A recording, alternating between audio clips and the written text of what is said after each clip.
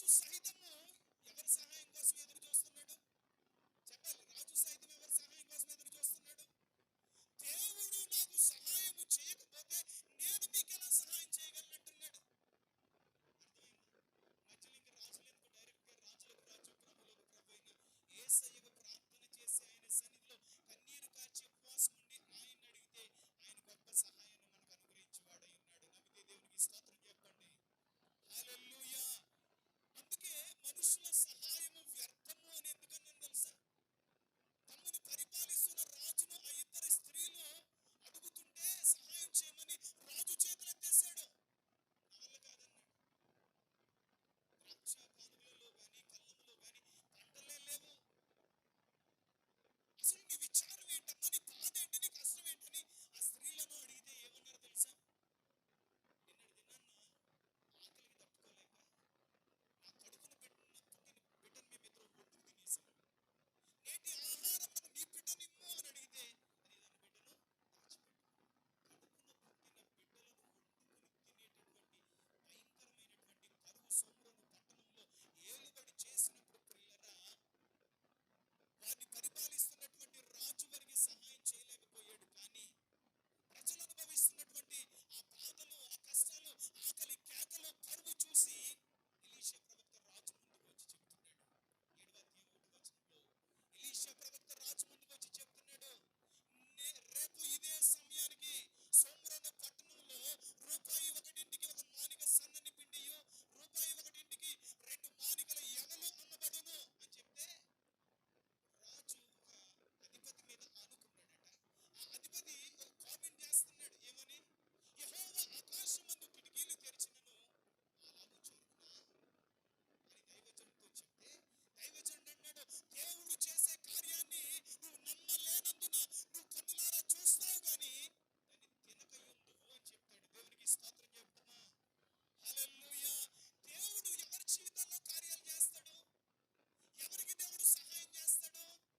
ఎవరైతే దేవుడు సర్వశక్తిమంతుడు, ఆయనకు అసాధ్యమైనది ఏది లేదు, ఆయన మృతులను సజీవులుగాను లేని వాటిని ఉన్నట్టుగాను మార్చివాడు, మారాను మధురంగా మార్చినవాడు, మోడుబారిపోయిన జీవితాలను సుగురింప చేయగలిగిన వాడని ఎవరైతే నమ్ముతారో, విశ్వాసం కలిగి ఉంటారో వారి జీవితంలోనే దేవుడు బలమైన కార్యాలు జరిగిస్తాడు. దేవునికి స్తోత్రం చెప్తామా? హల్లెలూయా.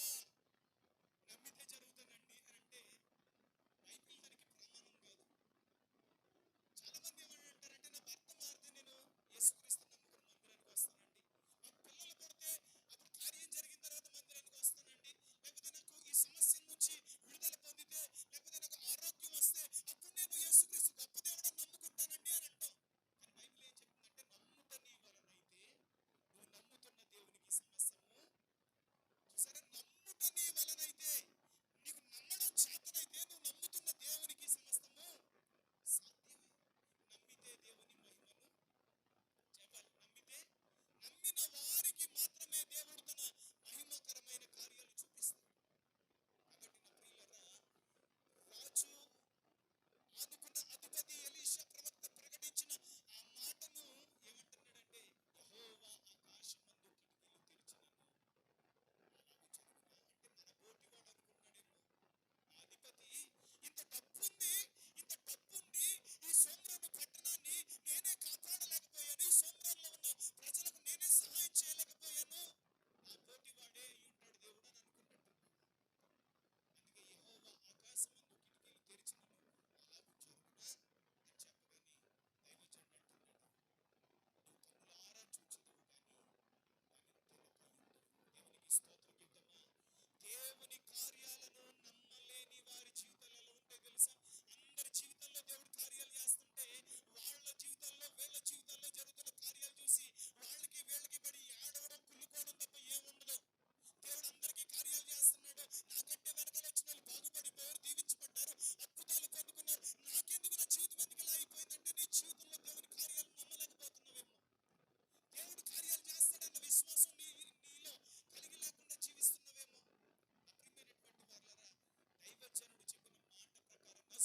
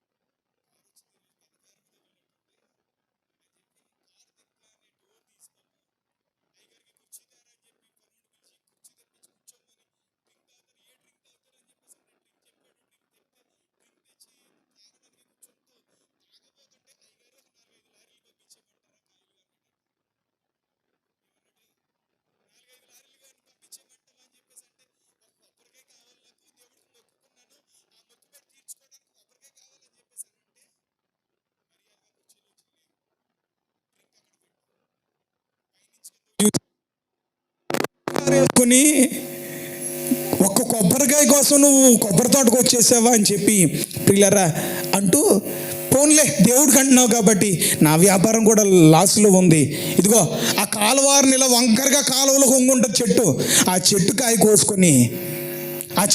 కోసుకొని నువ్వు వెళ్ళి ఏం చేస్తావంటే దేవుడికి కొట్టే అన్నాడట. వీడు ఏ రకం అంటే ఫ్రీగా వస్తే పెనాయిల్ తాగేసే రకం. చెప్పండి, ఫ్రీగా వస్తే ఆ చెట్టు కాలువలకు వంగి ఉంటుంది, ఈ చెట్టు ఎక్కడం రాదు, కానీ ఫ్రీగా వచ్చింది కదా, ఫ్రీగా వస్తుందని చెప్పి చెట్టు ఏదో రకంగా ఎక్కేసి 2 కాళ్ళు చెట్టుకు పెన వేసుకొని ఆ కాయ పట్టుకుని లాగుతున్న క్రమంలో కాళ్ళు ఊడిపోయి కాయ పట్టుకుని వేలాడుతున్నాడు. ఆ పైన ఉన్న కొబ్బరికాయ పట్టుకుని వేలాడుతున్నాడు, కింద చూస్తే కాలువ ఈత రాదు. రక్షించండి అని కేకలేస్తున్నాడు. నన్ను రక్షించినోడికి 10,000 ఇస్తానంటున్నాడు. దేవునికి స్తోత్రం చెప్తామా? హల్లెలూయా. 10 రూపాయలు కొబ్బరికాయ కోసం ఆలోచించుకుంటే 10,000 కాడికి వచ్చింది. గోరుతో పోయేది గొడ్ల కంటే ఇదే అమ్మా, గోరుతో పోయేది గొడ్ల కంటే ఇదే. మనలో కూడా చాలా మంది ఇలాంటి వైఖరి కలిగి ఉండడం వల్లే ముందు నుంచి 10 రూపాయలు కూడా పోకూడదు, వెనకాల నుంచి వేలు లక్షల రూపాయలు పోతూ ఉంటాయి. నా ప్రియమైనటువంటి వారలారా, మీరు జాగ్రత్తగా ఆలోచన చేయండి. ఈ హన్నా దేవాలయానికి వెళ్ళి మొక్కుకోవడం మాత్రమే కాకుండా ఆమెకు దేవుడు ఏదైతే బహుమానాన్ని ఇచ్చాడో, పాలు విడిచిపెట్టిన వెంటనే ఆ బిడ్డను తీసుకెళ్లి దేవునికి ప్రతిష్ఠించి తన మొక్కుబడిని తీర్చుకుంది. దేవునికి గట్టిగా స్తోత్రం చెప్దామా? హల్లెలూయా. ప్రియరా, ఇక్కడ మనం చాలా జాగ్రత్తగా ఆలోచన చేస్తే సమూయేలు బాల్యంలో ఏం జరిగింది అని అంటే, ఏలీ కుమారులు ఇంట్లో చక్కగా ఉన్నారు, కానీ సమూయేలు ఏం చేస్తున్నాడు తెలుసా? యెహోవా మందిరంలో పరిచర్య చేస్తున్నాడు. ఏం చేస్తున్నాడు చెప్పాలి? యెహోవా మందిరంలో. నిజంగా చెప్తున్నాను, సంఘంలో ఎవరైతే పరిచర్య చేస్తారో, సంఘ అభివృద్ధి కొరకు ఎవరైతే పాటు పడతారో, పిల్లలు దేవుని కోసం, దేవుని పరిచర్య కోసం ఎవరైతే ధారాళంగా సమృద్ధిగా విత్తుతారో, పిల్లరా దేవుడు ఎంత మాత్రం వారిని విడిచిపెట్టడో. హెబ్రీ పత్రిక 6వ అధ్యాయం 10వ వచనం ప్రకారంగా, మీరు పరిశుద్ధులకు ఉపచారము చేసి ఇంకను ఉపచారము చేయుచుండుట చేత తన నామమును బట్టి చూపిన ప్రేమను మరచుటకు దేవుడు అన్యాయస్తుడు కాదు అనే మాట అక్కడ మనకు కనిపిస్తుంది. హెబ్రీ పత్రిక 6వ అధ్యాయం 10వ వచనంలో. నా ప్రియమైనటువంటి వారలారా, నువ్వు దేవుని కోసం చేసిన ఆ పరిచర్య, లేకపోతే దేవుని కోసం పడ్డ ప్రయాస, లేకపోతే దేవుని పరిచర్య నిమిత్తము ప్రేమించి నువ్వు చేసిన ఏ కార్యాన్ని దేవుడు ఎంత మాత్రము మర్చిపోవడం, ఆయన అన్యాయస్తుడు కాదు. తగిన ప్రతిఫలాన్ని ఖచ్చితంగా దేవుడు నీకు అనుగ్రహించువాడై ఉన్నాడు. దేవునికి స్తోత్రం. చేతుల పైకెత్తి స్తోత్రం చెప్దామా? ప్రభునందు ప్రియమైనటువంటి వారలారా, ఈ సమూయేలు దేవుని మందిరంలో పరిచర్య చేస్తున్నాడు. ఎక్కడ పరిచర్య చేస్తున్నాడు చెప్పాలి? ఎక్కడ పరిచర్య చేస్తున్నాడు?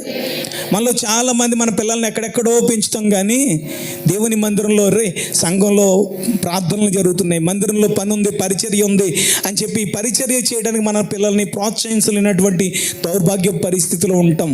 నేనంటాను, సంఘంలో మందిరంలో ఎవరైతే పరిచర్య చేస్తారో వారిని దేవుడు ఎంత మాత్రం విడిచిపెట్టడండి. తగిన ఆశీర్వాదాన్ని దేవుడు ఖచ్చితంగా వారికి అనుగ్రహిస్తాడు. సమూయేలు దేవుని మందిరంలో పరిచర్య చేస్తుంటే ఒకానొక దినాన దేవుడు సమూయేలును పిలిచాడు. బాల్య దశలో సమూయేలు ఉంటే ఆ బాల్య దశలో ఉన్న సమూయేలును దేవుడు పిలిచాడు. సమూయేలు అని పిలిస్తే దేవుని స్వరం వినే ఎక్స్పీరియన్స్ లేదు కనుక సమూయేలు ఏం చేశాడంటే ఏలీ దగ్గరకు వచ్చి డోర్ కొట్టి, అయ్యగారు పిలిచారండి అని అన్నాడు. నిన్ను పిలవలేదురా, వెళ్ళి పడుకో అని అన్నాడు. మళ్ళీ కొంచెం సేపు పడుకున్న తర్వాత మళ్ళీ సమూయేలు అని స్వరం వినబడింది. మళ్ళీ అయ్యగారు ఇంటికి వెళ్ళి డోర్ కొట్టాడు. పిలిచారండి అయ్యగారు అని అంటే పిలవలేదు. ఏలీకి అర్థమైపోయింది, ఈ బాలుణ్ణి యెహోవా పిలుస్తున్నాడని అర్థమయ్యి, ఈసారి నిన్ను ఎవరైనా పిలిస్తే చిత్తము ప్రభువా నీ దాసుడు ఆలకించుచున్నాడు, సెలవిమ్ము అని చెప్పమంటాడు. దేవునికి గట్టిగా స్తోత్రం. అదేవిధంగా సమూయేలు చెప్పినప్పుడు, దేవుడు పిలిస్తే చిత్తము ప్రభువా నీ దాసుడు ఆలకించుచున్నాడు అని చెప్పినప్పుడు సమూయేలుతో దేవుడు చెప్తున్నాడు, రేపటి దినాన్న ఫిలిస్తీన్లు ఇశ్రాయేలీ ప్రజల మీదకి యుద్ధానికి వస్తారు. యుద్ధంలో హోప్ని ఫీనిహాసు చనిపోతారు. హోప్ని ఫీనిహాసు చనిపోయిన ఆ మరణ వార్త వినగానే ఏలీ వెనకకు పడి మెడ విరిగి చనిపోతాడు. దేవుని మందసం పట్టబడుతుంది అనే విషయాన్ని సమూయేలుకి ముందుగానే దేవుడు తెలియచేస్తాడు. తెలియచేసిన తర్వాత దేవుడు ఏదైతే చెప్పాడో, ఏది జరుగుతుందని చెప్పాడో, మరుసటి దినాన్న సేమ్ అదే జరిగింది. ఇశ్రాయేలీ ప్రజల మీదకి ఫిలిస్తీన్లు యుద్ధానికి వచ్చారు. యుద్ధం మోపుగా జరుగుతున్నప్పుడు ఇశ్రాయేలీ ప్రజలు ఫిలిస్తీన్ల ముందు నిలబడలేక ఓటమి పాలైపోతుంటే అది చూసినటువంటి యాజకుడైన ఏలీ కుమారులైన హోప్ని ఫీనిహాసు సర్వలోకనాథుడైన సృష్టికర్త అయిన దేవుని నిబంధన మందసాన్ని దేవాలయంలో నుండి దండులోనికి తీసుకొని వస్తే ప్రజలందరూ దేవుడు మనకు తోడుగా ఉన్నాడు, మన మధ్యలోనికి వచ్చాడని ఆర్భాటంగా కేకలు వేశారు. కానీ దేవుని మందసము ఫిలిస్తీన్ల చేతికి పట్టబడింది. హోప్ని ఫీనిహాసు చనిపోయారు. ఆ వార్త ఒకడు పరిగెట్టుకుంటూ వచ్చి ఏలీకి చెప్తే ఏలీ ఆ వార్త విని వెనక్కిబడి మెడ విరిగి చనిపోయాడు. ఇంతలో ఏలీ కోడలు, నిండు గర్భిణిగా ఉన్న ఏలీ కోడలు కనుప్రొద్దురాలై ఏం చేసిందంటే మోకాళ్ళ మీదకి కృంగి ఒక బిడ్డకు జన్మనిస్తూ ఏమని పేరు పెట్టిందో తెలుసా? ఈకాబోదు. అమ్మ ఏమని పేరు పెట్టింది? అందరూ చెప్పాలి. ఈకాబోదు అని అంటే అర్థం ఏంటో తెలుసా? ప్రభావము ఇశ్రాయేలీలలో నుండి వెడలిపోయాను. ప్రభావము ఇశ్రాయేలీలలో నుండి అందరూ చెప్పాలి. ఏం వెళ్ళిపోయిందట? ఈ మాటలు ఎందుకు మీకు జ్ఞాపకం చేస్తున్నానంటే యేసుక్రీస్తును నమ్ముకొని రక్షణ పొంది బాప్తిస్మం పొందిన తొలి దినాలలో నీలో ఉన్నటువంటి ఆసక్తి, నీలో ఉన్నటువంటి మంట, నీలో ఉన్నటువంటి భారము, నీలో ఉన్నటువంటి ప్రార్థన జీవితం, నీలో ఉన్నటువంటి విశ్వాసము నేటి దినాన నీలో లేదు. నువ్వు చల్లారిపోయావు. నువ్వు లోకంలో పాపంలో పడిపోయి, లేకపోతే సినిమాలకి అడిక్ట్ అయిపోయావో, సీరియల్కి అడిక్ట్ అయిపోయావో, లేకపోతే లోక సంబంధమైన కార్యకలాపాలకి అడిక్ట్ అయిపోయావు. కానీ నీలో భక్తిహీనత చోటు చేసుకొని ప్రార్థనా జీవితం చల్లారిపోయింది. నీలో ఆత్మీయత లోపిస్తుంది. అందుకే దేవుడు నీతో నాతో ఈ మధ్యాహ్న కాల సమయంలో ఈ వాక్యాన్ని మన ముందు పెట్టి మనతో మాట్లాడుతున్నాడు. ప్రభావము ఇశ్రాయేలీలలో నుండి వెడలిపోయెను. ఎన్ని సంవత్సరాలు అయిందో తెలుసా ప్రభావాన్ని కోల్పోయి ఇశ్రాయేలీలు? 20 సంవత్సరాలు. ఎన్ని సంవత్సరాలు? సమూయేలు గ్రంథంలో 7వ అధ్యాయంలో 1వ వచనం చదువుతుంటే ఫిలిస్తీన్లు ఆ మందసాన్ని పట్టుకెళ్ళిపోయి 20 సంవత్సరాలు మందసం లేకుండా ఇశ్రాయేలీ ప్రజలు అంటే ప్రభావము లేని వారిగా బ్రతికారు. ప్రభావం లేని వారిగా. చూసారా? ఈరోజు ఆలోచించండి నా ప్రియమైనటువంటి వారలారా, దేవుడు మనతో మాట్లాడుతున్నాడు. నీవు నేను కూడా ఒకప్పుడు దేవుని శక్తిని పొందిన వాళ్ళము, పరిశుద్ధాత్మ అభిషేకము చేత నింపబడిన వాళ్ళము, తలాంతులు కలిగిన వాళ్ళము, వరాలు కలిగిన వాళ్ళము, భాషల్లో మాట్లాడుతూ ప్రవచనాలు ప్రవచిస్తూ దేవునిలో ఆత్మీయంగా మండుతున్న మనము నేటి దినాన ఎందుకు చల్లారిపోయాం? ప్రభావాన్ని కోల్పోయిన స్థితిలో మనం కూడా జీవిస్తున్నామేమో. ఫిలిస్తీన్లు ఆ మందసాన్ని పట్టుకెళ్ళి ఎక్కడ పెట్టారు తెలుసా? ఫిలిస్తీన్లు ఆ మందసాన్ని పట్టుకెళ్ళి ఎక్కడ పెట్టారు తెలుసా? సమూయేలు 1వ గ్రంథం 5వ అధ్యాయంలో రాస్తాడు. ఆ ఫిలిస్తీన్లు దేవుని మందసాన్ని పట్టుకొని వెళ్ళి ఫిలిస్తీన్ల ఆరాధ్య దైవమైనటువంటి దాగోను దేవత గుడిలో దాగోను ఎదుట పెట్టారట. దాగోను ఎదుట పెట్టి ఆ మందసాన్ని దాగోను దేవత గుడిలో పెట్టి వెళ్ళిపోయారట. ఉదయాన్ని వచ్చి చూశారు, ప్రాంతాకాలముని వచ్చి చూస్తే దాగోను దేవత నా జీవము కలిగిన దేవుని మందసం ముందు నేలను సాష్టాంగ పడిపోయి ఉందట. దేవునికి స్తోత్రం చెప్పండి. హల్లెలూయా. మనలో చాలా మంది ఎంత గొప్పోళ్ళు ఉంటారంటే భయపడవలసిన దేవుడికి భయపడం. మనం 10 గంటలకు ఆరాధన అన్నారు అనుకోండి పాస్టర్ గారు, ఎన్ని గంటలకు వస్తాం మనం? నిజం చెప్తాం. మనం 10 గంటలకు ఆరాధన అంటే ఎన్నింటికి వస్తాం? మనం పాటలే పాడుతున్నారు, 2 పాటలే, వెళ్దాంలే. ఆరాధన అయిపోయిన తర్వాత ప్రార్థన చేస్తారు కదా, అందరూ కళ్ళు మూసుకుని ఉంటారు. ఆ టైంలో జాయిన్ అయిపోదాంలే ఉంటారు ఆ టైపు. అందుకే మన జీవితంలో ఎదుగు బతుకులు లేదు, ఆశీర్వాదం లేదు మన జీవితాల్లో. నా ప్రియమైనటువంటి వారులారా, ఆఫీస్కి వెళ్ళడానికి టైం పాటిస్తాము, ఉద్యోగానికి వెళ్ళడానికి, చదువుకి, కాలేజీకి వెళ్ళడానికి, స్కూల్కి వెళ్ళడానికి, కనీసం కూలి పనికి వెళ్ళడానికి కూడా టైం ఉంటుంది. అవునా కదా? టీవీ దగ్గర గంటలు కూర్చున్నా కానీ నడువులు అవుతుందో మనకి? చెప్పండి. మందిరంలోకి వచ్చేసి ఇలా మెదులుతావు, అలా మెదులుతావు, ఆపదాపాలు పడిపోతావు, తిప్పలు పడిపోతావు. టీవీ దగ్గర పొద్దున్న కూర్చుంటావు, అక్కడే టిఫిను, అక్కడే భోజనం, అన్నీ అక్కడేం గుర్తురావు, నీరసం అసలే రాదు, రోజంతా కూర్చున్నారు రాదు. దేవుని సన్నిధిలో ఎందుకు నీరసం వెళ్ళిపోతావు? దేవుడు మనతో మాట్లాడుతున్న ఈ శ్రేష్టమైన మాటల ద్వారా, దేవుని జీవాహారమైన వాక్యం ద్వారా మనం బలపరచబడి దేవుని మేలులు, దేవుని గొప్ప కార్యాలు, దేవుని ఆత్మ సంబంధమైన ఆశీర్వాదాలతో ఈ 3 దినాలు మనము దేవుని సన్నిధిలో గడిపి పొందుకోవలసిన వారమై ఉన్నాం ప్రియులారా. మందసాన్ని బట్టికి ఎక్కడ పెట్టారు అనుకున్నారు? దాగోని దేవత గుళ్ళు పెట్టారు. మనం ఎంత గొప్పవాళ్ళం అంటే మన నీడ చూసుకుని మనమే భయపడతాం, గడ్డి పరక్క భయపడతాం, దెయ్యానికి భయపడతాం, చివరికి రోగానికి కూడా భయపడతాం. రోగాన్ని ఎంత హైలైట్ చేస్తామో మనం, రోగం అట, షుగర్ అంట, ఆ రోగాలను హైలైట్ చేస్తాం, దెయ్యాలని హైలైట్ చేస్తాం, అన్నిటికీ భయపడతాం. చివరికి నీ కడుపును పుట్టిన పుట్టోడు ఎంత ఉంటాడు, సెల్ ఫోన్ ఇవ్వకపోతే తిన్నంటాడు. అలవాటు చేసింది నువ్వే. బొమ్మలు ఎట్టేసి నిన్ను డిస్టర్బ్ చేయకుండా ఉండాలని సెల్ ఫోన్ ఇచ్చి పడేస్తావు. ఈరోజు సెల్ ఫోన్ లేకపోతే నిన్ను మనశ్శాంతిగా ఉండనివ్వడు. ఆ కడుపును పుట్టిన బొడ్డోడు కూడా నిన్ను బెదిరించి భయపెట్టేస్తాడు. కానీ నన్ను సృష్టించి నీ కోసం నా కోసం ప్రాణం పెట్టిన దేవుడికి మాత్రం భయపడం మనం. మన దేవుడు ఎంత గొప్పోడు అంటే, ఒక మాట చెప్తున్నా, జాగ్రత్తగా వినండి. ఇంకా కొంతమంది ఇంకా చాలామంది చేతబడులు, చిల్లంగులు, క్షుద్ర పూజలు, దయ్యాలు, వీటన్నిటికీ భయపడుతూ బ్రతుకుతుంటారు. అసలు దయ్యం గొప్పదా, దేవుడు గొప్పోడా చెప్పాలి. మరి జ్వరం వస్తే ఏం చేస్తాం? పాస్టర్ గారి దగ్గరకు వచ్చి ప్రార్థన చేయించుకుంటావా, లక్ష్మీనరసాపురం పోయి తాయితీ కట్టించుకుంటావా? అదే మరి ఆలోచించండి. దయ్యం పట్టుకున్నా లేకపోతే ఏదైనా జ్వరం వచ్చినా ఎక్కడికి రావాలి? దేవుని సన్నిధికి వచ్చి పాస్టర్ గారి దగ్గరకు వచ్చి ప్రార్థన చేయించుకోవాలి. ఒకవేళ పాస్టర్ గారి దగ్గరకు వచ్చి ప్రార్థన చేయించుకున్నా 10 రూపాయలు 100 రూపాయలు కానికిత్తకే గొప్పగా ఫీల్ అయిపోతాం. అది లక్ష్మీనరసాపురం 5,000 అంటే 5,000, 10,000 అంటే 10,000 అంతే. వ్యర్థమైన వాటికి ఎంత డబ్బైనా ఖర్చు పెడతామండి మనం. మన దేవుడు ఎంత గొప్పవాడు, ఎంత సర్వశక్తిమంతుడు అంటే, ఆ దాగోను దేవత గుడిలో దేవుని మందసాన్ని పెడితే దాగోను దేవత దేవుని మందసం ముందు బోర్ల పడిపోయి ఉందట. అది చూసిన ఫిలిస్తీన్లు ఏదో ప్రకృతి వైపరీత్యం వల్ల, ఏ గాలిలో ఏ భూమి అదరడం వల్ల అది పడిపోయిందేమో అనుకుని దాన్ని తన స్థానంలో నిలబెట్టి వాళ్ళ పూజలు వాళ్ళు చేసుకొని ధూప నైవేద్యాలు అర్పించుకొని వాళ్ళ దేవుడికి దండం పెట్టుకొని వెళ్ళిపోయారు, గుడికి తాళం వేసుకొని. మరుసటి దినాన్న ప్రాంతాకాలమునే వచ్చి పిల్లరా గుడి తాళాలు తీసి చూడగానే ఏమైపోయిందో తెలుసు? దాగోను దేవత ఏమైపోయిందో తెలుసా? యెహోవా మందసము ఎదుట నేలను బోర్ల పడి ఉండడం మాత్రమే కాకుండా వాడి తల తెగ నరికి వేయబడి, వాడి చేతులు కాళ్ళు నరికి వేయబడి గడప దగ్గర పడి ఉంటే అది చూసిన ఫిలిస్తీయులు నేటి వరకు దాగోను దేవత గుడి గడప తొక్కుటలేదు. దేవునికి గట్టిగా స్తోత్రం చెప్పండి. హల్లెలూయా. ఏ దయ్యపు శక్తులు లేకపోతే ఏ దేవతల శక్తులు నా దేవుని శక్తి ముందు పని చేయవు. హల్లెలూయా. చేతుల పైకెత్తి స్తోత్రం చెప్పండి. హల్లెలూయా.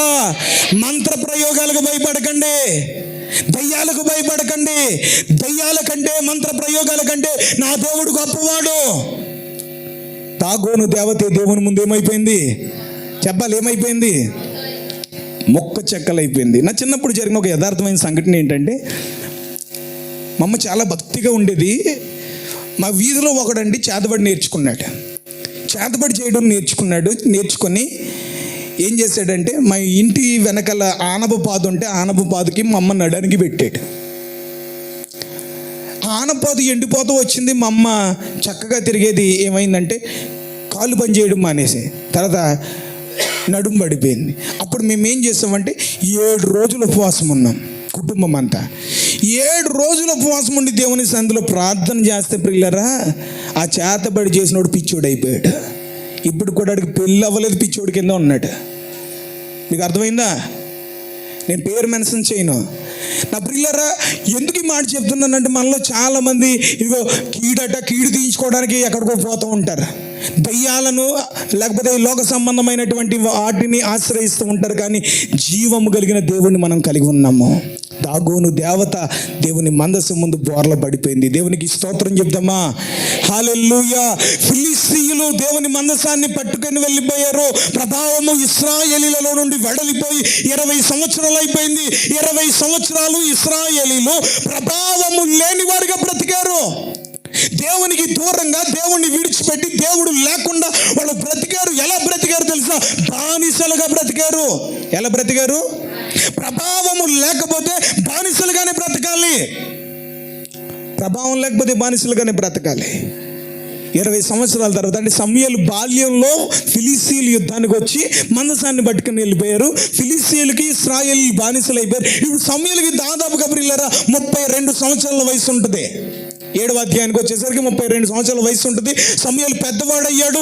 ఇశ్రాయేలీ ప్రజల మీద ప్రవక్తగాను, న్యాయాధిపతిగాను, దీర్ఘదర్శిగాను అతడు వర్తిల్లాడు. సమూయేలు ఇశ్రాయేలీ ప్రజలతో అంటున్నాడు, సమూయేలు ఇశ్రాయేలీ ప్రజలతో చెప్తున్నాడు, మందసము కిర్యాత్యారీములో ఉండిన కాలము 20 సంవత్సరములు ఆయను. ఇశ్రాయేలీలందరూ యెహోవాను అనుసరింప దుఃఖించుచుండగా. దేవుణ్ణి అనుసరించడానికి ఏమొచ్చేస్తుందంటే వాళ్ళకి చెప్పండి. సినిమాకి వెళ్ళడానికి దుఃఖం రాదు, పుట్టింటికి వెళ్ళడానికి దుఃఖం రాదు, లోకంలో ఎక్కడికి వెళ్ళాలన్నా, ఊరి మీద పడి తిరగాలన్నా దుఃఖం రాదు, బాధ రాదు.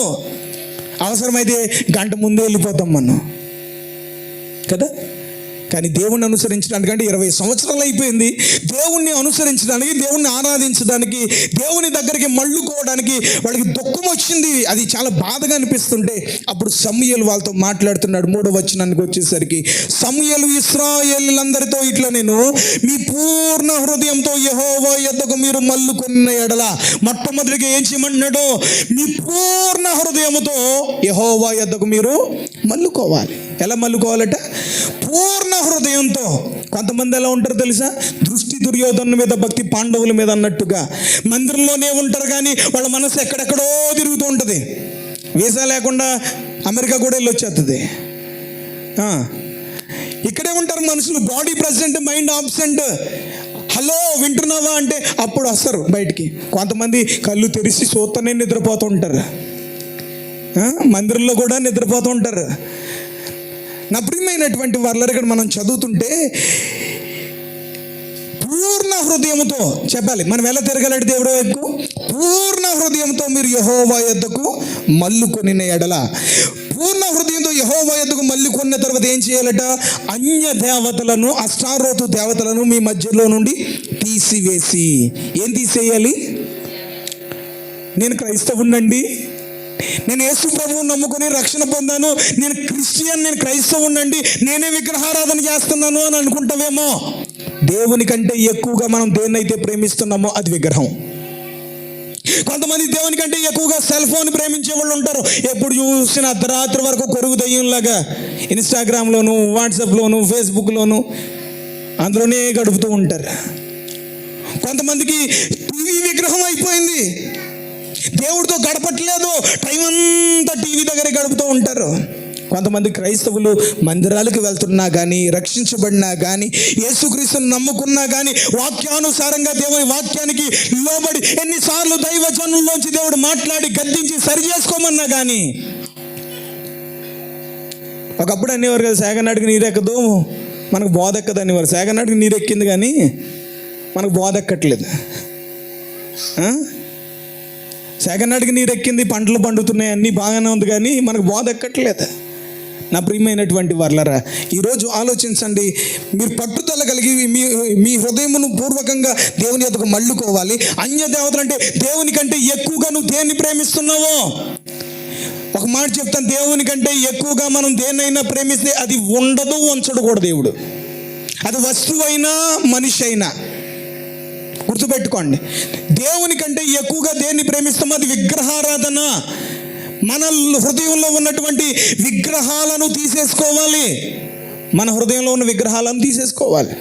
అన్య దేవతలను, అష్టారోతు దేవతలను మీ మధ్యలో తీసివేసి పట్టుదల కలిగి. ఏం కావాలట చెప్పాలి? ఏం కావాలట? ఎక్కడ చూపిస్తాం పట్టుదల? ఎక్కడ చూపిస్తాం? భర్త మీద భార్య చూపిస్తుంది పట్టుదల. పట్టు చీర కొనకపోతే, పట్టు చీర కొనకపోతే పట్టు వదలనంటది. వేరే నారీలా పట్టు చీర కోసం పట్టుదలతో పోరాటం చేస్తుంది. పుట్టింటికి తీసుకెళ్ళవా అని కూర్చుంటుంది. తీసుకెళ్ళేదాకా పట్టుదలే దిగదు. కొంతమందికి లోక సంబంధమైన పనికిమాల వ్యర్థమైన వాటి కోసం ఎంత పట్టుదల, ఎంత పంతాలకు పోతూ ఉంటారో. మనం మనుషులమా జంతువులమా చెప్పాలి? పగ మనిషికి ఉండాలా లేకపోతే పాముకు ఉండాలా? కొంతమందికి ఉంటుందండి పగ. పగ పట్టారా? నా కంఠంలో ప్రాణం ఉన్నంత వరకు వాళ్ళ గుమ్మం మెట్టు తొక్కను, వాళ్ళతో మాట్లాడను, నేనంటే ఏంటో తెలిసేలా చేస్తాను, పాస్టర్ గారికి నా విలువ తెలిసేలా చేస్తాను. పాస్టర్ గారికేనట, సంఘానికి పాస్టర్ గారికి నేను లేకపోతే పాటలు పాడేవాళ్ళు ఉండరు, నేను లేకపోతే పరిచర్య చేసేవాళ్ళు ఉండరు, నేను లేకపోతే కానుకలు ఇచ్చేవాళ్ళు ఉండరు, నేనే లేకపోతే అపవాది కూడా అనుకున్నాడట పరలోక రాజ్యంలో, నేనే లేకపోతే నిన్ను ఆరాధించేవాడు ఉండడు అనుకున్నాడు అపవాది. సంఘంలో కూడా ఇలాంటి దౌర్భాగ్యపు పరిస్థితి కలిగిన వారు ఉంటూ ఉంటారు ప్రియులారా. దేవుడు మనతో మాట్లాడుతూ ఉండగా మనం సరి చేసుకోవాలి. దేవుని సంధిలో పట్టుదల కావాలి. ఎందులో తెలుసా? ప్రార్థనలో. ప్రభువా, నీ సన్నిధిలో నేను ఉపవాసం ఉండి కన్నీటితో ప్రార్థన చేస్తాను. ఇదిగో నా కుటుంబంలో సమస్యలు ఉన్నాయ్యా, ఇదిగో నా భర్త మార్పు చెందాలని, లేకపోతే నా బిడ్డలు మార్పు చెందాలని, నా ఉద్యోగ విషయంలో, నా సంతాన విషయంలో, నా ఆరోగ్య విషయంలో, నా ఆర్థిక సమస్యల విషయంలో నువ్వు కార్యం చేయాలి తండ్రి అంటూ పట్టుదల కలిగి నువ్వు దేవుని సన్నిధిలో ప్రార్థన చేయాలి. నీ పట్టుదల అనేది ఎందులో చూపించాలి? భక్తి జీవితం విషయంలో చూపించాలి. దేవునికి స్తోత్రం చెప్దామా? పట్టుదల కలిగి మీరు యెహోవా యొద్దకు చూడండి, పట్టుదల కలిగి యెహోవా తట్టు మీ హృదయంలో త్రిప్పి ఆయనను సేవించండి అని చెప్పి సమూయేలు వారికి ఆజ్ఞాపించినప్పుడు ప్రియులారా, వెంటనే అక్కడ ఏం జరిగింది తెలుసా? అప్పుడు దేవుడు ఫిలిష్తీయుల చేతిలోంచి మిమ్మల్ని విడిపిస్తాడు. ఏం చేస్తే? పూర్ణ హృదయంతో యెహోవా యొద్దకు మల్లుకొని. రెండవది, అన్య దేవతలను, అష్టారోతు దేవతలను మీ మధ్యలో నుంచి తీసివేయాలి. మూడవది, పట్టుదల కలిగి యెహోవా తట్టుకు మీ హృదయమును త్రిప్పుకొని ఆయనను సేవించాలి. అప్పుడు దేవుడు ఈ మూడు పనులు మనం చేస్తే అప్పుడు దేవుడు ఫిలిష్తీయుల చేతిలో నుండి, అంటే శత్రువుల చేతిలో నుండి, సమస్యల నుంచి మిమ్మల్ని విడిపిస్తాడు అని చెప్పేసి అంటే, అంతటి ఇశ్రాయేలీలందరూ ఏం చేశారు తెలుసా? దైవజనుని మాట, దేవుని మాట చెప్పాలి. దైవజనుని మాట. దేవుడు వచ్చి స్వయంగా భక్త అని నీతో మాట్లాడతాడు అనుకుంటున్నావా? దైవజనుల్లోంచి మాట్లాడతాడు. దైవజనుల్లోంచి మాట్లాడినప్పుడు పిల్లలు లోబడి మనలో ఉన్న అవిధేయతలు, అతిక్రమాలు, పొరపాట్లు, తప్పులు, పాపాలు ఒప్పుకొని విడిచిపెట్టాలి. ఎప్పుడైతే సమూయేలు ఈ మూడు విషయాలు ఇశ్రాయేలీ ప్రజలకు చెప్పాడో వెంటనే వారందరూ, ఇశ్రాయేలీలందరూ బయలుదేవతను, అష్టారోతు దేవతలను తీసివేసి యెహోవాను మాత్రమే సేవించిరి. దేవునికి గట్టిగా స్తోత్రం చెప్దామా? ఎవరిని సేవించారట? అందరూ చెప్పాలి. ఎవరిని సేవించారట? యెహోవా అంటే యేసుక్రీస్తు మాత్రమే పూజనీయుడు, పూజకు అర్హుడు. ఆయనను మాత్రమే ఆరాధించాలి, ఆయనను మాత్రమే సేవించాలి. ఈ మధ్యకాలంలో నేను ఇలా అంటున్నానంటే బాధపడకుండా అభిమానులు ఎవరైనా ఉంటే కనుక యేసుక్రీస్తుని పక్కన పెట్టి మరియమ్మను ఆరాధించే వాళ్ళు ఎక్కువ అవుతున్నారు. పాస్టర్ గారు ప్రార్థన చేస్తాడు పిల్లలు పుట్టాలని, సంతానం కోసం. పిల్లలు పుట్టిన తర్వాత గౌరీపట్నం వెళ్తారు గుండు కొట్టించుకోవడం కోసం. ఎవరు ప్రార్థన చేశారు? ప్రార్థన ఏమో పాస్టర్ గారు చేస్తారు, గుండు కొట్టించుకోవడం ఏమో గౌరీపట్నం వెళ్ళి అక్కడ ముడుపులు బాగా సమర్పించుకొని ఆదివారం మందిరం ఎగ్గొట్టేసి వెళ్ళిపోతారు దౌర్భాగ్యులు. నేను ఒక మాట అంటాను, మరియమ్మ తల్లి స్త్రీలలో ఆశీర్వదించబడింది, ధన్యురాలు. ఆమెను గౌరవించాలి, ఆమెను అభిమానించాలి, అభిమానించాలి, కానీ ఆరాధన మాత్రం యేసయ్యకి చెందాలి. మరియమ్మ తల్లి మన కోసం రక్తం కాచి ప్రాణం పెట్టలేదు. మరియమ్మ తల్లి వల్ల మనకి రక్షణ కలగలేదు, పాపక్షమాపణ కలగలేదు. యేసుక్రీస్తు ద్వారానే మనకు రక్షణ, పాపక్షమాపణ కలుగుతుంది. మీకు ఒక మాట అంట, ఇప్పుడు కలెక్టర్ గారు సంతకం పెడితే నీకు లోన్ శాంక్షన్ అవుతుందా? లేకపోతే ఇల్లు కలెక్టర్ గారు సంతకం పెడితే నీకు ఇల్లు వస్తుందా? లేకపోతే కలెక్టర్ గారి కంటే కలెక్టర్ గారిని కన్నా వాళ్ళ అమ్మగారు సంతకం పెట్టించుకుంటాను అన్నావు అనుకో, ఎవరి సంతకం చెల్లుతుంది? కలెక్టర్ గారిని కన్నది కదా. కలెక్టర్ గారు అవ్వడానికి కారకురాలు ఎవరు? వాళ్ళ అమ్మ కదా. కాబట్టి కలెక్టర్ గారు అవ్వడానికి కారకురాలు వాళ్ళ అమ్మ. కాబట్టి నేను కలెక్టర్ గారు వాళ్ళ అమ్మ సంతకమే పెట్టించుకుంటానంటే చెల్లదు. అక్కడ కష్టపడి చదివి కలెక్టర్ అయింది ఆయన సంతకం పెడితేనే చెల్లుబాటు అవుతుంది. ఒకసారట ఒక క్రైస్తవ సహోదరి, యేసు ప్రభువుని నమ్ముకున్న ఒక పెంతెకోస్తు సంఘానికి చెందిన క్రైస్తవ సహోదరి, తనకి జ్వరం వచ్చిందని చెప్పి డాక్టర్ గారి దగ్గరికి వెళ్ళి ట్రీట్మెంట్ చేయించుకోవడానికి డాక్టర్ గారి దగ్గరికి వెళ్తే, ఆ డాక్టర్ గారు RCM చర్చ్కి వెళ్తాడట, రోమన్ కథోలిక్ చర్చ్కి వెళ్తాడ, మరియమ్మ తల్లిని ఆరాధించే బ్యాచ్.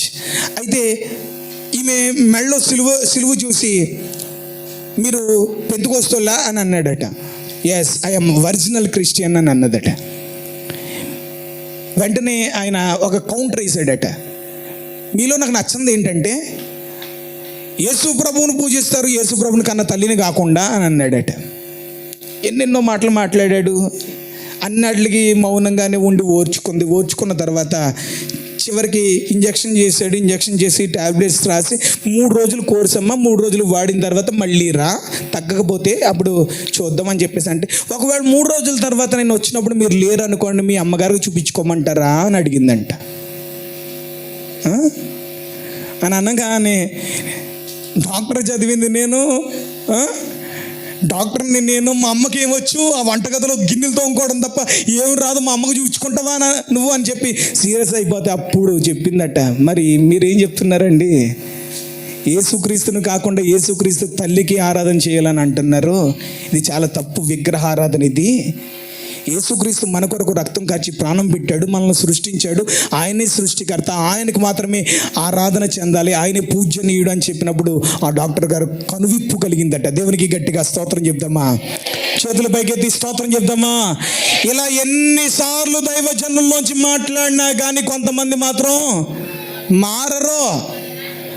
మారడానికి, మార్చుకోవడానికి ఇష్టపడరు. ప్రియులరా, సమూయేలు ఎప్పుడైతే ప్రకటించాడో ఇశ్రాయేలీ ప్రజలందరూ అన్య దేవతలను, అష్టారోతు దేవతలను తీసివేసి యెహోవాను మాత్రమే సేవించడానికి ఆ దినాన్న ఇశ్రాయేలీ ప్రజలలో ఒక ఉద్యమం రగులుకుంది. 20 సంవత్సరాలు అయింది వారు దేవునికి దూరం అయిపోయి, 20 సంవత్సరాలు అయింది వారి దేవుని ప్రభావాన్ని కోల్పోయి, వారి లోకంలో పాపంలో పడి బానిస బ్రతుకులు బ్రతుకుతున్నారు. అలాంటి పరిస్థితిలో సమూయేలు నాయకత్వానికి వచ్చేసరికి దేవుడు వారిలో ఒక గొప్ప ఉజ్జీవాన్ని రగిలించాడు.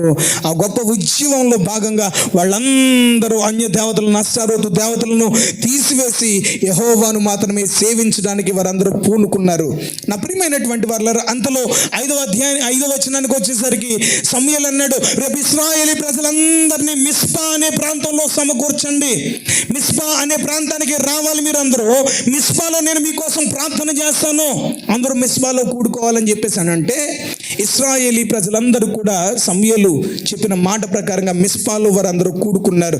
మిస్పాలో కూడుకున్నప్పుడు సమూయేలు మీ పక్షాన్ని నేను ప్రార్థన చేస్తానన్నాడు. మిస్పాలో వారందరూ కూడుకుంటే అక్కడ చదువుతాను చూడండి 6వ వచనాన్ని. వారు మిస్పాలో కూడుకొని నీళ్లు చేది యెహోవా సన్నిధిని కుమ్మరించి ఆ దినమున ఉపవాసం ఉండి ఏమున్నారట? ఎంతమంది ఉపవాసాలు ఉన్నారు? చేతులు ఎత్తండి అని నేను అన్నాను. ఉపవాసాలు ఎంతమంది ఉన్నారు అని నేను అడిగాను అనుకున్నారా?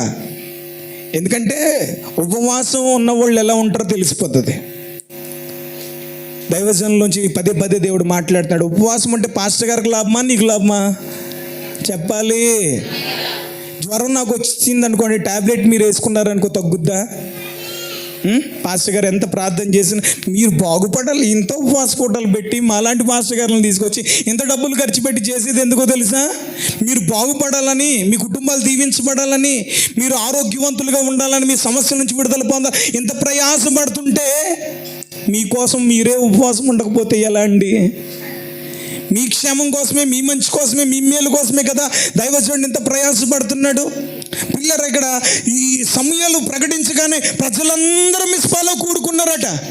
మిస్పాలో ప్రజలందరూ కూడుకుంటే సమూయేలు నీళ్లు చేది యెహోవా సన్నిధిని కుమ్మరించి ఆ దినమున సమూయేలు మాత్రమే కాకుండా ఇశ్రాయేలీ ప్రజలందరూ ఉపవాసం ఉన్నారట. దేవునికి స్తోత్రం చెప్దామా? చూసారా, ఇశ్రాయేలీ ప్రజలందరూ దేవుని సన్నిధిలో ఉపవాసం ఉన్నారు. మీకు మాట చెప్తాను, మన శత్రువు ఎవరో తెలుసా? శరీరమే మన శత్రువు. మీకు అర్థమైందా? మన శత్రువు ఎవరు? చెప్పాలి. మన శత్రువు ఎవరు?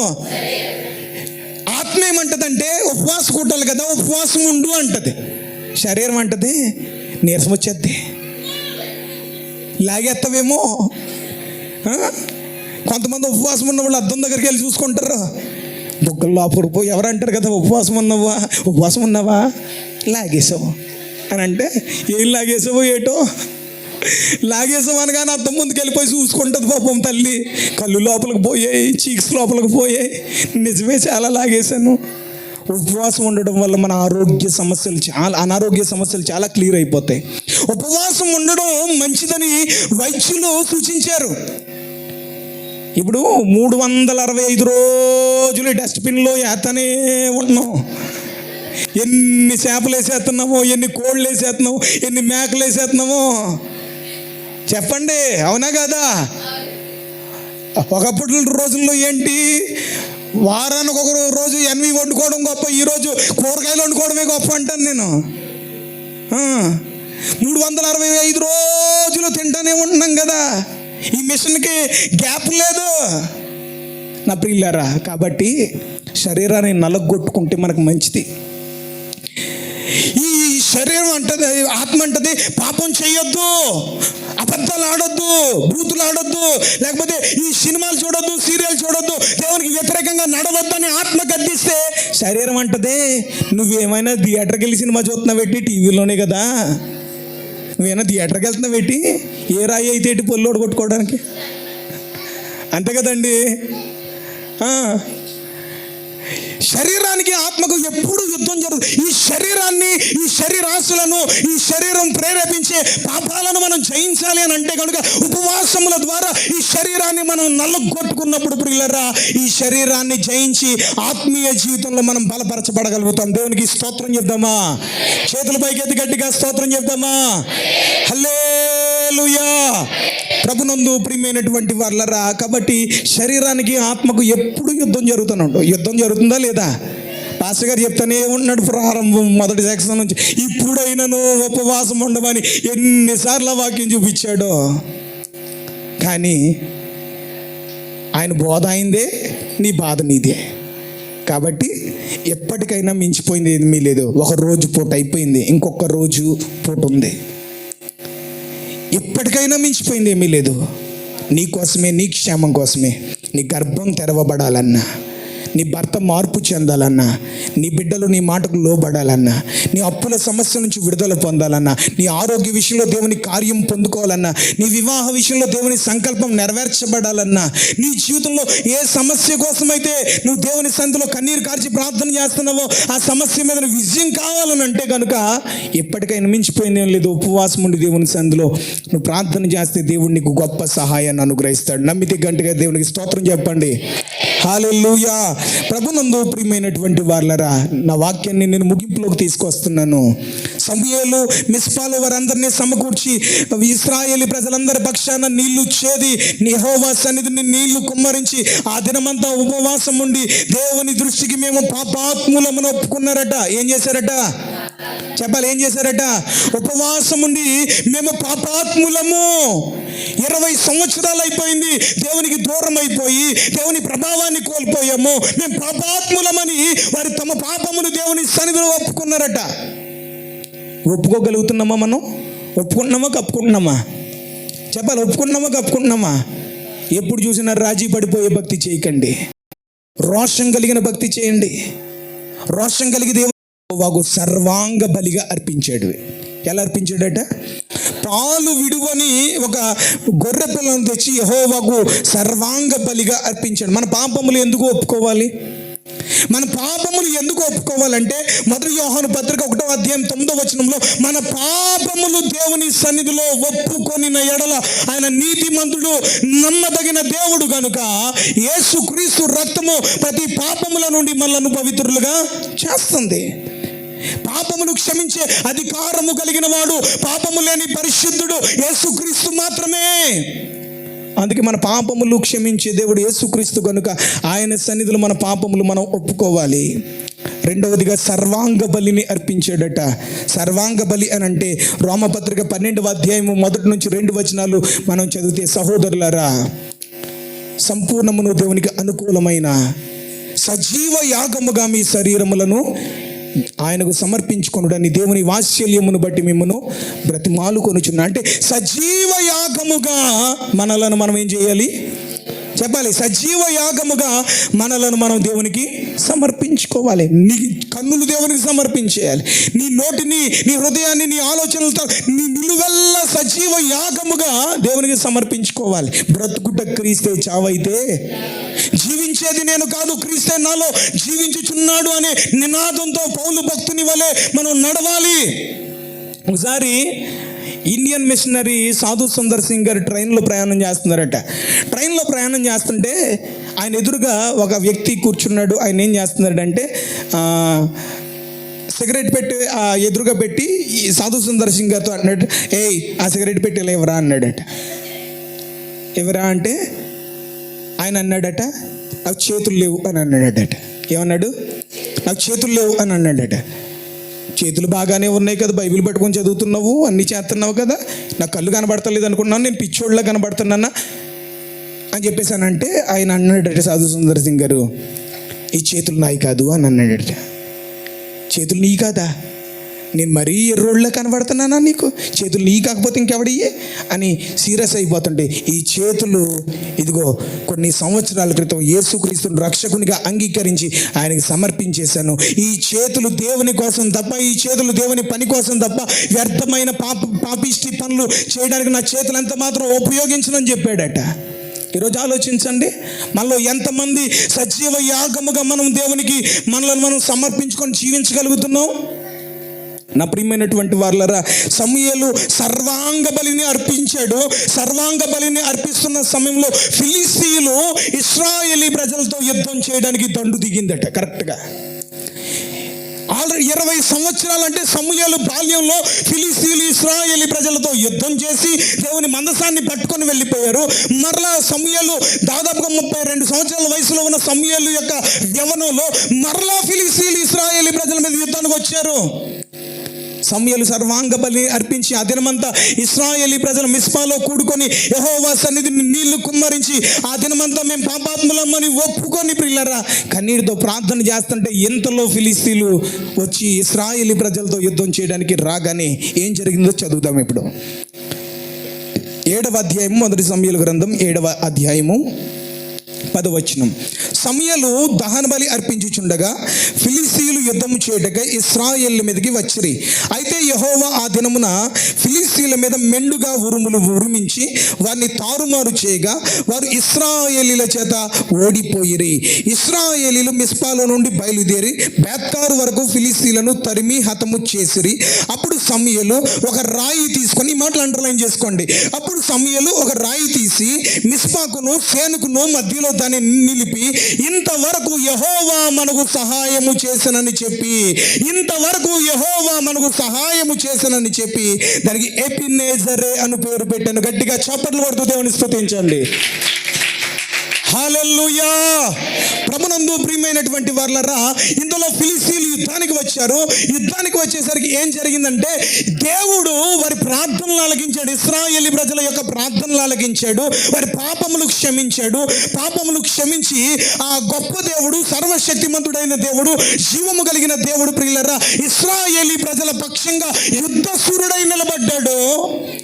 శత్రువులకి ఏం వినబడిందో తెలుసా? అక్కడ చూడండి, శత్రువుల మీద మెండుగా ఉరుములు ఉరిమించి, మెండుగా ఏమి ఉరిమించాడట? ఉరుములు ఉరిమిస్తే ఆ ఉరుముల శబ్దానికి వాళ్ళు ఏమైపోయారు? గందరగోళం అయిపోయి భయపడిపోయి వాళ్ళందరూ బెదిరిపోయి బేకబేకలైపోతుంటే ఇశ్రాయేలీ ప్రజలు దొరికినట్టుగా పట్టుకుని బేత్కారు వరకు వారిని తరిమి హతం చేశారు. హతం చేసిన తర్వాత సమూయేలు ఏం చేశాడు తెలుసా? ఆ ఫిలిస్తీయుల చేతిలో బానిసలుగా ఉన్న మమ్మలను దేవుడు విడిపించాడు. కోల్పోయిన ప్రభావాన్ని దేవుడు తిరిగి మరలా మాకు అనుగ్రహించాడు.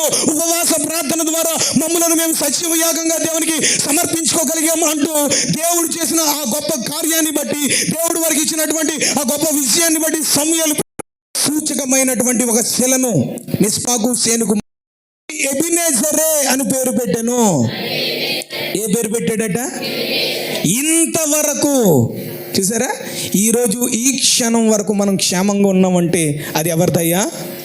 చెప్పండి, స్తోత్రం చెప్పండి. విజయవాడ పట్టణాన్ని చూస్తున్నారు కదా, ఒక ఆవిడ చెప్పింది 5 కోట్లు పెట్టి విల్లా కొనుక్కుందంట. విల్లా, ఇల్లు కాదు, విల్లా కొనుక్కున్న ఆవిడ పులిహారు పొట్లం కోసం అడుక్కునే పరిస్థితికి రోడ్డు మీదకి వచ్చేసింది. మీకు అర్థమైందా? అంటే ఈరోజు వాళ్ళకున్నటువంటి గొప్ప గొప్ప విల్లాలు కానీ, బిల్డింగులు కానీ, లేకపోతే పరపతి కానీ, అధికారం కానీ, హోదా కానీ, డబ్బు కానీ, వెండి బంగారాలు కానీ ఏది వాళ్ళని రక్షించలేకపోయింది. ఆలోచించండి. ఈరోజు ఈరోజు మనం ఈ స్థితిలో ఉన్నామంటే, ఈ క్షేమకరమైన పరిస్థితులు మనం కలిగి ఉన్నామంటే ప్రియులారా, దేవునికి ఎంతగానో రుణస్థులమై ఉన్నాం. మనం ఎంతగానో రుణస్థులమై ఉన్నాం. ఏమిచ్చినా ఆయన రుణం మనం ఎంత మాత్రం తీర్చలేము. ప్రియులారా, ఈ మిస్పాకు సేనుకు మధ్యలో ఆ రాయి నిలబెట్టి ఇంతవరకు యెహోవా మనకు సహాయం చేస్తానని చెప్పి దానికి ఎబినేజరే అని పేరు పెట్టాడు. ఏ పేరు? ఎబినేజర్. అంటే పుట్నోట్లో ఏమని రాశాడంటే, చిన్న అక్షరాలతో పుట్నోట్లో సహాయపు రాయి. ఏ రాయి? ఎబినేజరే అని అంటే సహాయపు రాయి. ఈరోజు ఈ ఉపవాస కూడికలలో రెండవ దినాన్న పరిశుద్ధాత్మ దేవుడు తన సేవకుని స్థలానికి తీసుకొచ్చి మాట్లాడుతున్న దేవుని వర్తమానంలోంచి దేవుడు నీతో మాట్లాడుతున్న విషయం ఏంటంటే, నీ జీవితంలో ఈ ఉపవాస కూడికలలో నిన్ను నీవు దేవుని సన్నిధిలో సరి చేసుకొని, నీ హృదయాన్ని దేవుని తట్టుకు త్రిప్పుకొని పట్టుదల కలిగి ఆయనను సేవించి, నీ హృదయంలో ఉన్నటువంటి దేవునికి వ్యతిరేకమైనవి, ఆయాస్కరమైనవి విడిచిపెట్టుకొని నీవు దేవుని వైపుకు మళ్ళుకొని దేవునిని మాత్రమే సేవిస్తే, ఉపవాసాన్ని ప్రతిష్ఠించుకొని నీ పాపములు దేవుని సన్నిధిలో ఒప్పుకొని సజీవ యాగంగా నీవు దేవునికి సమర్పించుకుంటే కనుక నీ జీవితంలో దేవుడు సహాయపు రాయిగా నిలబడబోతున్నాడు. నీ జీవితంలో ఎబినేజర్గా ఆయన ఉండబోతున్నాడు. నీ చదువులో, నీ ఉద్యోగంలో, నీ వ్యాపారంలో, నీ ఆర్థిక సమస్యల విషయంలో, నీ ఆరోగ్య విషయంలో, నీ చేసే అన్ని ప్రయత్నాల్లో దేవుడు నీకు ఎబినేజర్గా ఉండబోతున్నాడు. నా ప్రియమైన సహోదరుడా, సహోదరి, దేవుడు మనతో మాట్లాడుతూ ఉండగా మీలో ఎంతమంది దేవుని సహాయం కావాలి అని అంటే, స్టార్టింగ్లోనే అందరూ చేతులెత్తారు. ఇంత వాక్యం విన్న తర్వాత దేవుడు వాళ్ళకి సహాయపు రాయిగా, ఎబినేజర్గా నిలబడాలి అని అంటే, నిలబడడానికి కారణం వాళ్ళు చాలా పనులు చేశారు. పూర్ణ హృదయంతో యెహోవా యొద్దకు మల్లుకున్నారు. పట్టుదల కలిగి ఆయనను సేవించారు. అన్య దేవతలను, అష్టారోధ దేవతలను తీసివేసి ఉపవాసం ఉండి ప్రియులారా, వారు దేవుని సన్నిధిలో పాపములు ఒప్పుకొని ప్రార్థన చేశారు. సర్వాంగ బలిగా, సజీవ యాగముగా తమను తాము దేవునికి అర్పించుకున్నారు. అప్పుడు దేవుడు వారి పక్షాన యుద్ధము చేసి వారికి సహాయపు రాయిగా, ఎబినేజర్గా వారి పక్షాన నిలబడ్డాడు అనే విషయాన్ని మనకు ఈ మధ్యాహ్న కాల సమయంలో దేవుడు తెలియజేస్తూ మాట్లాడుతూ ఉండగా, నా ప్రియమైన సహోదరి, సహోదరుడా, నువ్వు ఎవరైనా ఏ స్థితిలో ఉన్నా, నీ పరిస్థితులు ఏదైనా కానివ్వు, దేవుని మాటకు లోబడు. నిన్ను నీవు సరి చేసుకోవడానికి ఇష్టపడు. ప్రభువా, నన్ను క్షమించు, నేను ప్రభావాన్ని కోల్పోయానయ్యా, ప్రభావము లేని క్రైస్తవుడికి ఇంతకాలం బ్రతుకుతున్నాను, భక్తిహీనుడిగా లోకంలో పడిపోయి జీవిస్తున్నానయ్యా, నన్ను క్షమించు, నన్ను నేను సరి చేసుకుంటున్నాను, నాకు కృప చూపు, ఈ ఉపవాస ప్రార్థన ద్వారా నాకు సహాయం అనుగ్రహిస్తానని నాతో మాట్లాడావు. ఎబినేజర్గా నా జీవితంలో నిలబడతానని నాతో మాట్లాడావు. అట్టి కృప నాకు దయచేయి తండ్రి అంటూ ప్రార్థన చేసుకుందాం. ఒక్కసారి లేచి నిలబడండి, ఒక్కసారి లేచి నిలబడండి, ప్రార్థన చేసుకుందాము. ఒకసారి లేచి నిలబడండి, ప్రార్థన చేసుకుందాము. లేచి నిలబడిన మనమందరము ఇంకా అనాలోచనగా లోపలికి బయటికి తిరగడానికి లేదు. అందరూ కండ్లు మూసుకుని రెండు చేతులు పైకెత్తి కన్నీటితో, పశ్చాత్తాపంతో, విరిగి నలిగిన హృదయంతో ఒక్క నిమిషం ఎవరికి వాళ్ళే, ప్రభువా నన్ను క్షమించు, ప్రభువా నన్ను దాటిపోవద్దయ్యా, దావీదు కుమారుడా నన్ను దాటిపోకు, నాకు కృప చూపు యేసయ్యా అంటూ కన్నీటితో, పశ్చాత్తాపంతో దేవుని సన్నిధిలో ప్రార్థన చేసుకుందామా? దేవుని సన్నిధిలో ప్రార్థన చేసుకుందామా? హల్లెలూయా, హల్లెలూయా. నోరు తెరవాలి, నోరు తెరవాలి. మౌనంగా ఉండదు. ఇది మౌనంగా ఉండే సమయం కాదు. పరిశుద్ధాత్మ దేవుడు మనలో మధ్యలో సంచరించే సమయం, దేవుడు ఒక్కొక్కరిని దర్శించే సమయం, దేవుడు తన ఆత్మకార్యాన్ని మన మధ్యలో జరిగించబోతున్న సమయం. నా ప్రియమైన సహోదరి, సహోదరుడా, నోరు తెరువు. కొంచెం గట్టిగా, కొంచెం గట్టిగా. హల్లెలూయా, హల్లెలూయా, హల్లెలూయా. యవ్వన బిడ్డలారా, మీరు కూడా కండ్లు మూసుకోవాలి, కండ్లు మూసుకోవాలి, కండ్లు మూసుకోవాలి. హల్లెలూయా, హల్లెలూయా, హల్లెలూయా, హల్లెలూయా, హల్లెలూయా, హల్లెలూయా, హల్లెలూయా. ఇంకొంచెం గట్టిగా. ఇంకా మీలో ఒకవేళ ప్రియులారా 12 సంవత్సరాలు నిండిన వారు, 12 సంవత్సరాల ప్రాయంలోనికి వచ్చిన వారు, యవ్వన దశలోనికి వచ్చిన వాళ్ళు, ఇంకా నీకు పాపం అంటే ఏంటో తెలుసు, నీకు లోకం అంటే ఏంటో తెలుసు, మంచి ఏదో చెడేదో అన్నీ తెలుసు నీకు. నువ్వు చిన్నపిల్లవి కాదు, చిన్నపిల్లోడివి కాదు. లోకంలో అన్నిటికీ తల్లిగా, తండ్రిగా అన్నిటికీ నీ పిల్లల్ని ప్రోత్సహిస్తావు. కానీ ఒకవేళ బాప్తిస్మం పొందాలి, బాప్తిస్మం తీసుకోవాలని అంటే నువ్వు చిన్నపిల్లవి, నీకు పెళ్ళి ఈడొచ్చాక తీసుకుంది కానీ, లేకపోతే నీకు ఉద్యోగం వచ్చినప్పుడు తీసుకుంది కానీ అంటూ పిల్లలు చాలా మంది పిల్లల్ని వెనక్కి లాగేస్తూ ఉన్నారు. ఒక్క మాట చెప్తాను, ప్రత్యూష అనే సినిమా నటి ఇదిగో ఒక మీటింగ్ జరుగుతుంటే ఆ మీటింగ్ స్థలంలో పిల్లరా దేవుడు వాక్యంలోంచి మాట్లాడుతూ ఉండగా ప్రత్యూష లేచి నిలబడింది బాప్తిస్మం పొందడానికి. ఇంతలో సినిమా సెట్ నుంచి ఫోన్ కాల్ వచ్చింది. షూటింగ్ లేట్ అయిపోతుంది మేడం అని ఫోన్ వస్తే తన ఫ్రెండ్ చెప్తుంది, తన స్నేహితురాలు, వెళ్ళొద్దు, నువ్వు దేవునికి ప్రతిష్ఠించుకున్నావు, బాప్తిస్మం పొందుతాను అన్నావు కదా అని చెప్పేసి అంటే ఇదే లాస్ట్ షూటింగ్, లాస్ట్ సినిమా అని చెప్పి పిల్లరా కారు తీసుకొని స్పీడ్గా వెళ్తుంటే మధ్యలో యాక్సిడెంట్ జరిగి అక్కడ రక్తపు మడుగులో గిలగిలా కొట్టుకుంటూ చచ్చిపోయింది. రక్షణ తనకు దగ్గరగా వచ్చింది కానీ రక్షణ లేకుండా చనిపోయి నరకానికి వెళ్ళిపోయింది. నా ప్రియమైన సహోదరి సహోదరుడా, ఇంత గొప్ప రక్షణను నీవు నిర్లక్ష్యం చేస్తే ఎలా తప్పించుకుంటావు? నేను అంటున్నాను, నీవు రక్షణ పొందితే నీ వివాహ విషయంలో దేవుడు గొప్ప కార్యం చేస్తాడు. నువ్వు రక్షణ పొందితే నీ ఉద్యోగం విషయంలో, నీ చదువు విషయంలో, నీ ఆరోగ్య విషయంలో దేవుడు గొప్ప కార్యం చేస్తాడు. దేవుడి కోసం నువ్వు అడుగు ముందుకు వేసి నేను రక్షణ పొందేస్తానయ్యా, ఇంకా రక్షణ నిర్లక్ష్యం చేయను, బాప్తిస్మం పొందేస్తానయ్యా అని మీలో ఎవరైనా బాప్తిస్మం పొందలేని వారు ఉంటే ఒక్కసారి ఈ మధ్యాహ్నకాల సమయంలో నీ కుడి చేతిని దేవుని వైపు చాపి, ఇంకా నేను నెగ్లెక్ట్ చేయను, ఆలస్యం చేయను, మా అమ్మ ఏమనుకుంటుందో, మా నాన్న ఏమనుకుంటాడు, మా ఇంట్లో వాళ్ళు ఏమనుకుంటారు అని అనుకోకు. బాప్తిస్మం పొందుతాను అని అనుకుంటే కనుక నీ కుడి చేతిని పైకెత్తేసే, ఇంకా దిక్కులు చూడొద్దు, నువ్వు ఇంకే వెనకడుగులు వేయొద్దు. నేను చెప్తున్నాను కదా, రేపు నీది కాదు, ఈ రోజే నీది, ఈ క్షణమే నీది, రేపు నీది కాదు. ఈ ఉపవాస కూడికల ద్వారా కొన్ని ఆత్మలైనా రక్షించబడాలి, కొంతమంది అయినా బాప్తిస్మం పొందాలి. హల్లెలూయా, హల్లెలూయా, హల్లెలూయా, హల్లెలూయా, హల్లెలూయా, హల్లెలూయా, హల్లెలూయా, హల్లెలూయా, హల్లెలూయా, హల్లెలూయా. గట్టిగా స్తోత్రాలు చెల్లిద్దామా, గట్టిగా స్తోత్రాలు చెల్లిద్దాం, గట్టిగా స్తోత్రాలు చెల్లిద్దాం. హల్లెలూయా, హల్లెలూయా, హల్లెలూయా, హల్లెలూయా, హల్లెలూయా, హల్లెలూయా, హల్లెలూయా.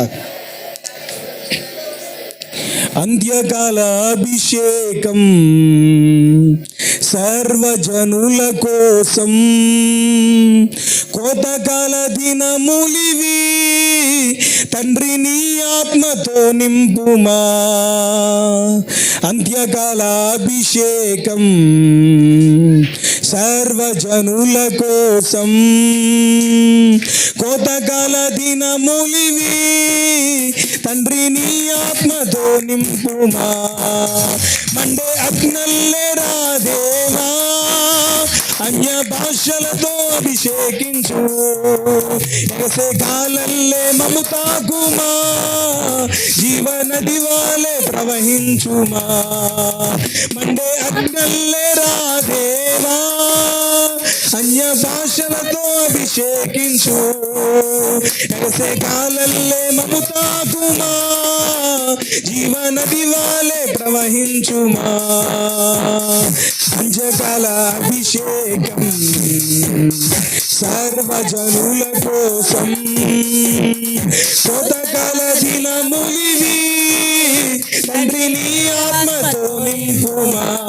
అందరూ కలిసి అంత్యకాల అభిషేకం సర్వజనుల కోసం, కోతకాల దినములివి, తండ్రి నీ ఆత్మతో నింపుమా.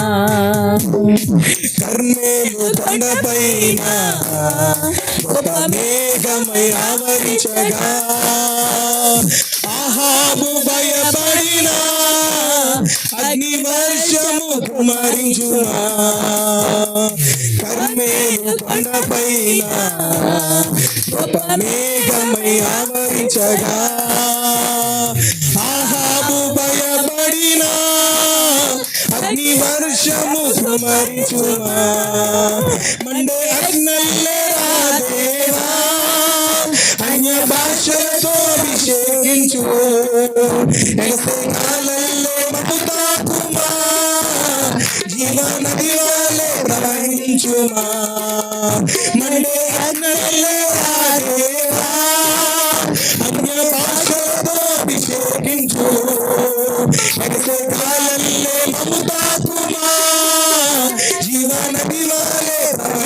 ధరించుమా పంచకాల అభిషేకం సర్వజనుల కోసం కోతకాల దినములివి తండ్రి నీ ఆత్మతో నింపుమా పంచకాల అభిషేకం సర్వజనుల కోసం కోతకాల దినములివి తండ్రి నీ ఆత్మతో నింపుమా మండే అగ్నిలో రాదేవా అన్య భాషలతో అభిషేకించు कैसे गाले ममतात्मा जीवन दिवाले प्रहिंचुमा मंडे अग्निलो आदेवा अन्य भाषलतो अभिषेकिंचु कैसे गाले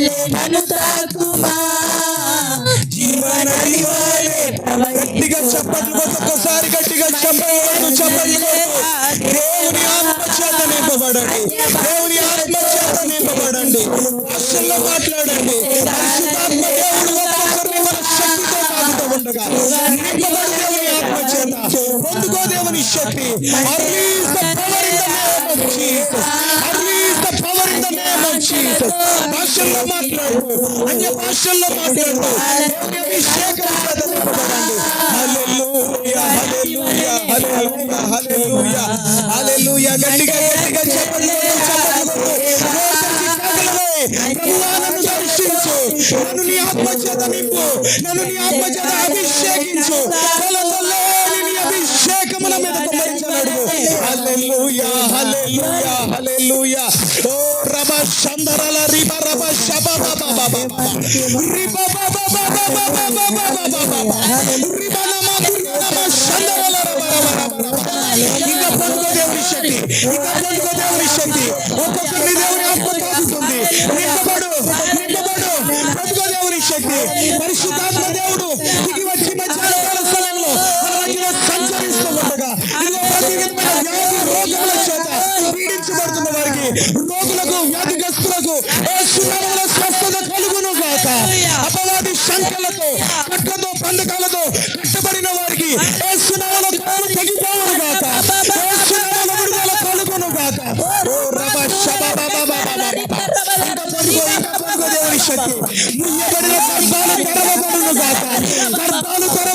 గాక రబ శంకరల రిబ శబ బబ బబ హల్లెలూయా హల్లెలూయా హల్లెలూయా హల్లెలూయా హల్లెలూయా హల్లెలూయా ఎవరు మౌనంగా ఉండదు నోరు తెరువు ఇంకా దేవుడు తాకుతున్నాడు ఇదిగో గొప్ప వెలుగు నిన్ను తాకుతుంది దేవుని శక్తి నిన్ను తాకుతుంది హల్లెలూయా హల్లెలూయా హల్లెలూయా వందనాలు యేసయ్యా నీకు వందనాలు యేసయ్యా వందనాలు యేసయ్యా పరిశుద్ధాత్ముడా నీకు వందనాలు థాంక్ యూ హోలీ స్పిరిట్ హల్లెలూయా హల్లెలూయా హల్లెలూయా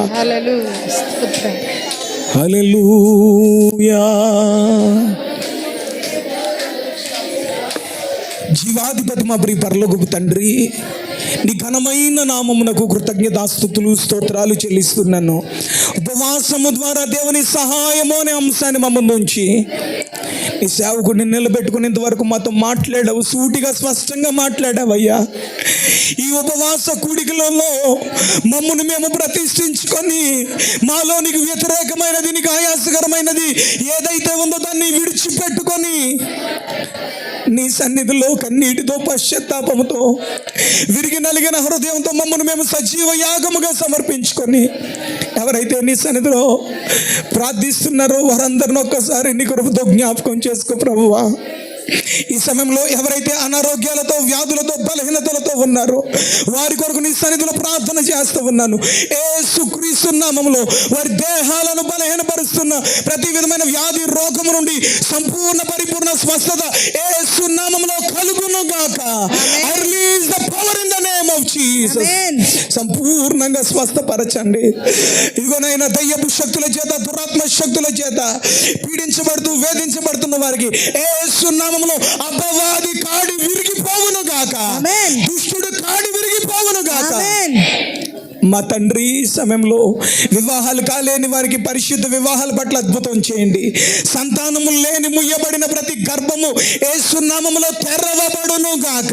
ఆమేన్. గర్భాలు తెరవబడును గాక. ఆమేన్. ఈ ఉపవాస కూడికలలో సంఘములో యేసు నామములో ఒక గొప్ప ఉజ్జీవము రగులు కొనును గాక. ఆమేన్. సంఘములో గొప్ప ఉజ్జీవము రగులు కొనును గాక.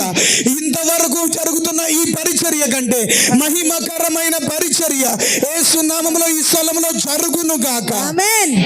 ఈ సమయంలో తండ్రి నీకు వందనాలు, స్తోత్రాలు ప్రభువా. నానా రత్నం గారు బీపీతో నైనా బాధపడుతున్నారు. సహోదరు లైవ్ లో కామెంట్ చేస్తుండగా యేసుక్రీస్తు నామములో వారికి సంపూర్ణ స్వస్థత కలుగును గాక. ఆమేన్. సంపూర్ణ స్వస్థత కలుగును గాక. ఆమేన్. ఈ సమయంలోనే కుమార్తె కొరకు ప్రార్థన చేస్తూ ఉండగా నీ స్వస్థత కలిగిన హస్తము ఆ బిడ్డ మీద చాపబడును గాక. ఆమేన్. మా తండ్రి నీకు వందనాలు, స్తోత్రాలు ప్రభువా.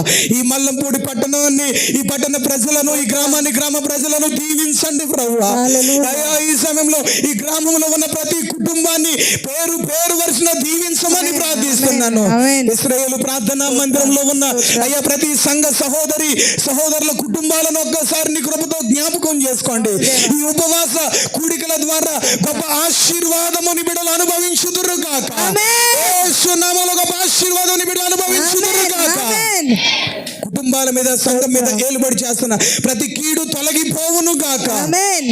మా తండ్రి దైవజనులు ఇగో నేను వరప్రసాద్ అయ్య గారిని జ్ఞాపకం చేసుకోండి.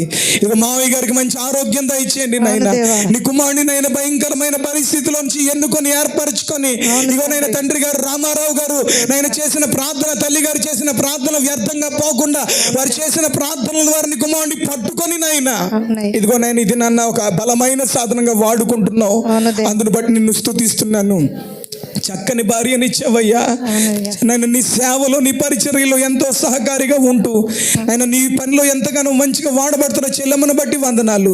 మంచి ఆరోగ్యాలు దయచేయండి. బలమైన అభిషేకము చేత నింపి విరామములు లేకుండా నాయన ఈ చుట్టుపక్కల ప్రాంతాల్లో కాకుండా ఈ ఇశ్రాయేలు ప్రార్థనా మందిరము యేసుక్రీస్తు నామములో శాఖోపశాఖలుగా విస్తరించును గాక. ఆమేన్. సంఘ సరిహద్దులు విశాలపరచబడును గాక. ఆమేన్. అనేక స్థలాలలో బ్రాంచెస్ ఓపెన్ అవును గాక. ఆమేన్. ఈ సమయంలో పిల్లల్ని దీవించండి. పిల్లలు మంచి ఆరోగ్యాలు దయచేయండి. అవునయ్యా. మా యేసయ్య ఇదిగో ఈ సమయంలో సంఘంలో ఉన్న స్త్రీల సమాజాన్ని దీవించండి. అవునయ్యా. యవనస్తులను దీవించండి. అవును ప్రభు. చిన్న బిడ్డలను దీవించండి. పురుషులను దీవించండి.